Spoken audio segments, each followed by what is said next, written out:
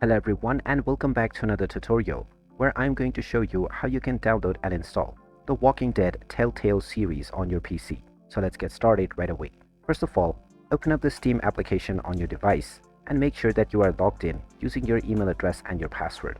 Now from the store page, just click on the search box and then type in The Walking Dead and start your search. Now from the various search results, you can click on the version that you wish to buy. Once you click on your desired game, just scroll down and you will see the Add to Cart button.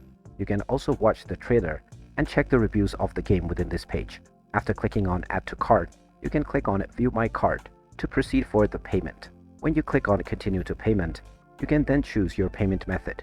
If you haven't already added one to your account yet, just choose which payment method you wish to use.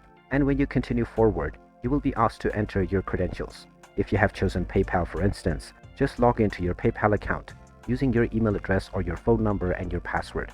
After logging in, you can finalize your transaction and the game will be added to your library. From here you can complete the installation with just a few clicks. And now you can start enjoying the Walking Dead Telltale series on your PC right away. If you find this video helpful, don't forget to hit that like button and subscribe to our channel for more useful tips and tutorials. Thanks for watching and I'll see you again in the next one.